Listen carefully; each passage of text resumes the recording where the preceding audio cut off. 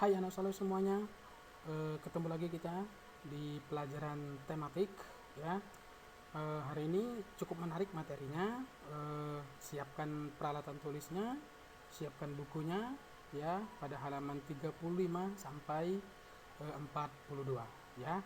Siapkan peralatannya, semangat, dan kemudian kita akan ketemu di slide selanjutnya.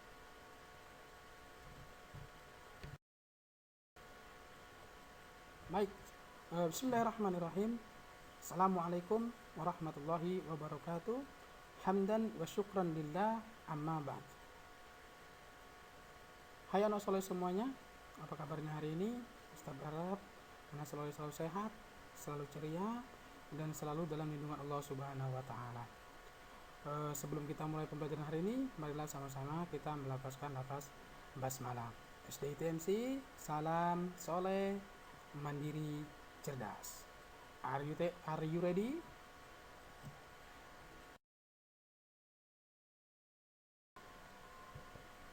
Baik. Hari ini kita akan belajar tematik tema 6 pada subtema yang kedua, pembelajaran 3 dan 4 ya. Nah, pada pembelajaran yang ketiga dan keempat ini, yang pertama kita akan belajar tentang muatan bahasa Indonesia, yaitu langkah-langkah dalam menulis puisi. Nah, ada berapa langkah-langkahnya? Kita lihat. Yang pertama, siapkan alat tulis. Oke, tentunya sebelum kita membuat sebuah puisi, tentunya kita harus mempersiapkan alat tulis seperti pensil, pena, buku, dan lain sebagainya. Kemudian yang kedua, tentukan tema dan judul puisi. Nah, anak soleh harus menentukan tema dan judul puisi sebelum membuat sebuah puisi ya.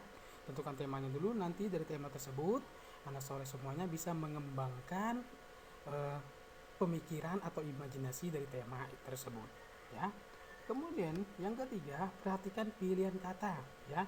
Ya, ini sangat penting karena pilihan kata atau diksi dapat menentukan baik atau tidaknya suatu puisi, menarik atau tidaknya suatu puisi. Jadi berhati-hati dalam memilih kata supaya apa? Puisi yang kita buat bisa menarik dan bisa dinilai baik di mata orang lain. Kemudian yang keempat, ada langkah yang keempat, dituliskan sesuai imajinasi ya, tuliskan sesuai dengan imajinasi. Artinya kalau anak soleh sudah mengangkat suatu tema, tuliskan sesuai dengan imajinasi dengan tema yang sudah dipilih ya. Kemudian yang kelima, bacalah puisi buatanmu berulang-ulang ya. Ya, supaya apa? Supaya nanti kita bisa mengevaluasi dari segi mana atau kesalahan apa yang telah kita perbuat.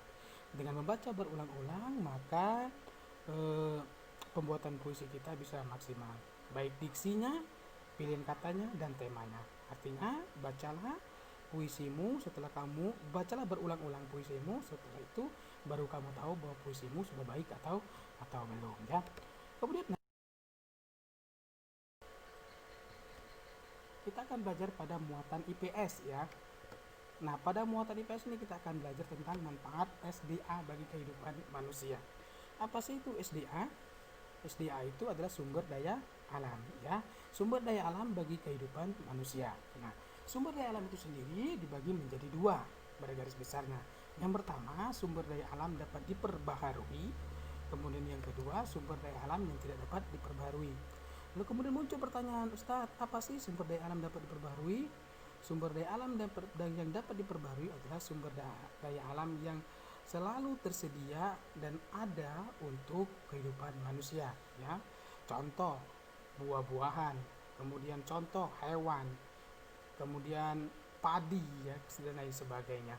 Kemudian apa sih contoh sumber daya alam yang tidak dapat diperbaharui? Artinya sumber daya alam ini akan habis ya.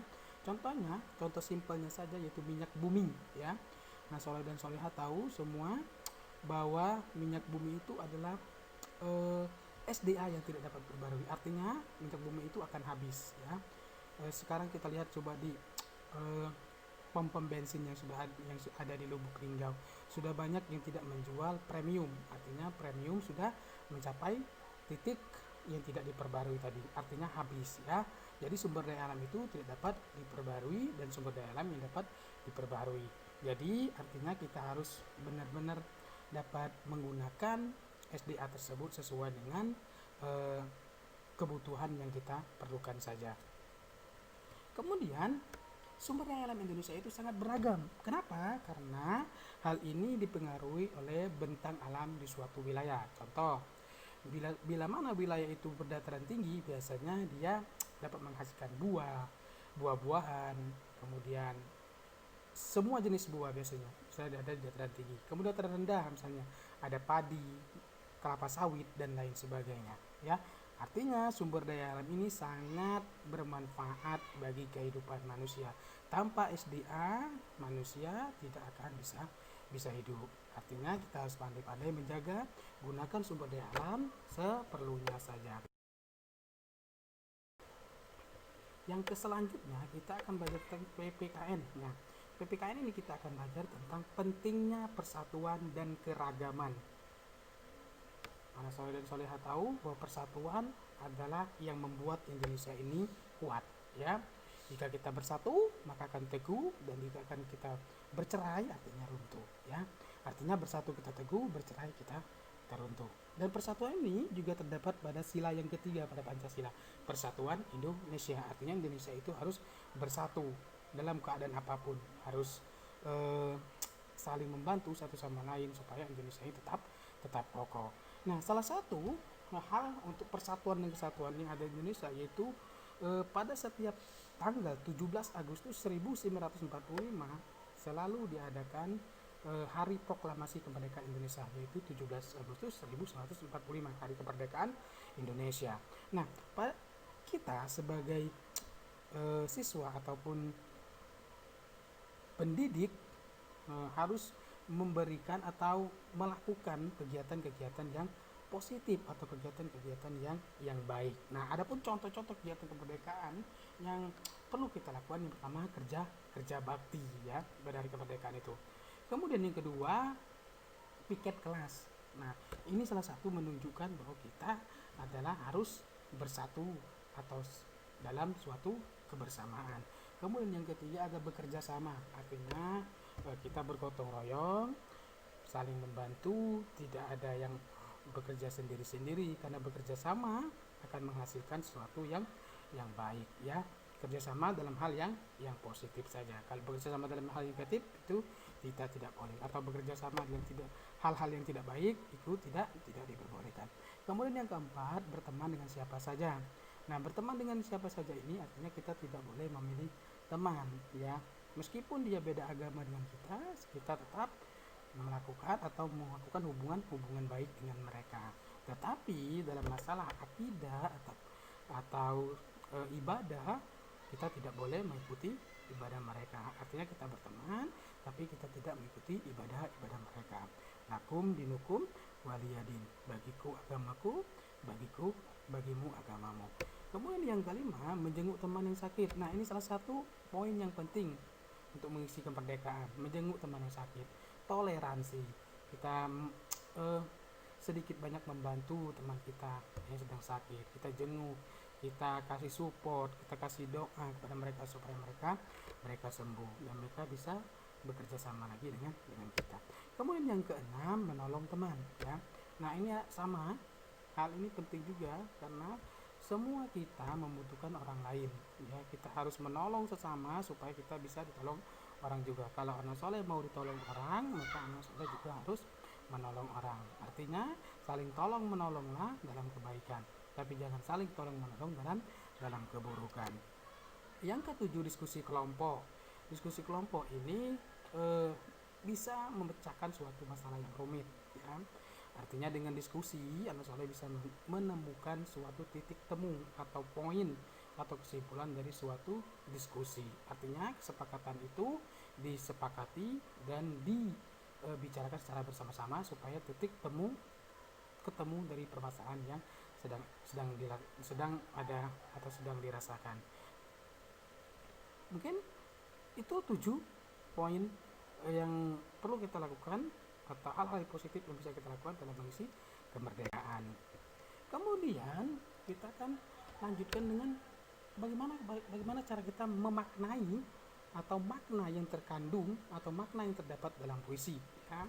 Nah, secara garis besar ada dua makna yang terkandung dalam sebuah puisi. Yang pertama, memahami setiap larik, ya. Larik itu adalah baris, ya. Nah, kemudian yang kedua, memahami keseluruhan bait puisi. Nah, kumpulan dari beberapa baris membuat suatu bait. Sedangkan kumpulan beberapa kalimat itulah sebuah baris, ya. Baris atau larik tadi. Nah, biasanya kalau kita mau memenuhi maknanya, kita harus membaca larik per larik atau baris per baris dari suatu puisi tersebut. Kemudian, kalau juga kita harus lebih memahami lagi, kita harus memaknai keseluruhan bait puisi. Artinya kita harus baca secara seksama semua baris maupun bait dalam sebuah puisi. Dengan demikian kita baca berulang-ulang supaya kita bisa memaknai, oh ini dapat dimaknai dengan setiap baris dan juga dapat dimaknai setiap bait, ya. Kemudian kita akan belajar bentuk rumah adat dan manfaatnya. Ya. Oke, setiap suku di Indonesia mempunyai ciri khas rumah adat. Ya. Rumah adat itu adalah suatu ciri khas pada suatu wilayah atau provinsi. Di Indonesia sendiri banyak sekali rumah adat, dan rumah adat ini disesuaikan dengan kondisi tempat tinggal suku tersebut, ya. Ustaz di sini kasih 3 contoh rumah adat. Yang pertama ada suku Baduy, ya, yang mempunyai rumah adat bernama Sulak Nyanda, ya. Rumah adatnya bernama Sulak Nyanda. Kemudian yang kedua suku Batak, ya. Suku Batak mempunyai rumah adat bernama rumah Bolon. Tahukah anak soleh bahwasanya rumah Bolon ini juga terdapat di negara Eropa, yaitu Jerman, ya. Kemudian yang ketiga, nah, Provinsi Sumatera Selatan. Provinsi Sumatera Selatan ini atau Palembang juga mempunyai sebuah rumah adat yang diberi nama rumah Limas. Mungkin ini 3 contoh, masih banyak lagi. Ada rumah adat di Provinsi Papua, kemudian Jogja dan lain sebagainya. Nah, soalnya bisa temukan banyak rumah adat yang ada di Indonesia. Ustadz hanya memberikan 3 contoh terkecil saja. Kemudian keragaman di lingkungan rumah tangga. Nah, anak soleh, ternyata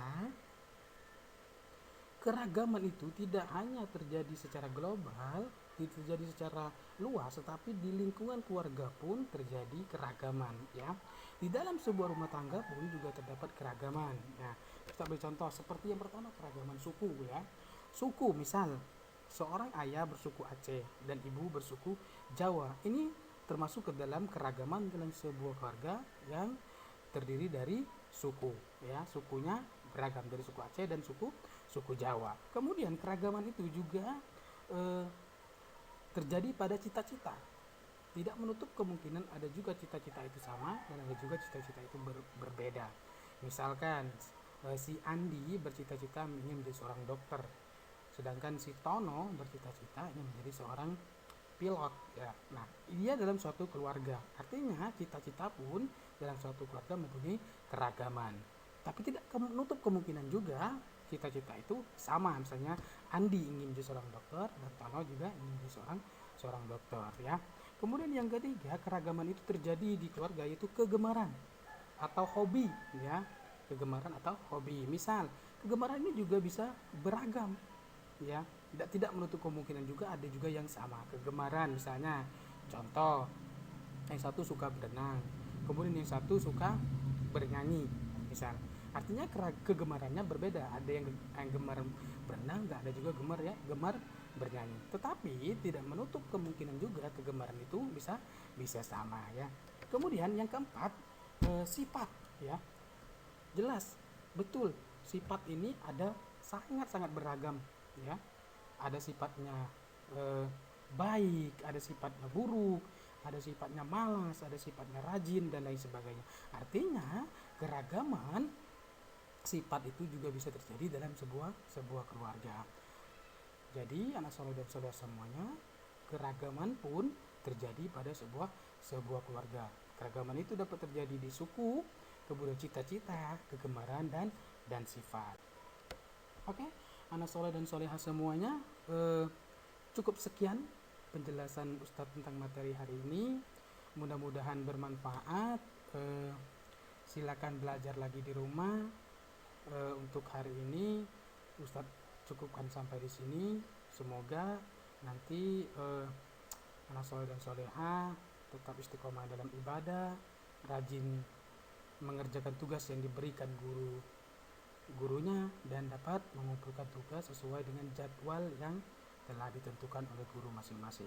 Oke, afwan minkum. Assalamualaikum warahmatullahi wabarakatuh.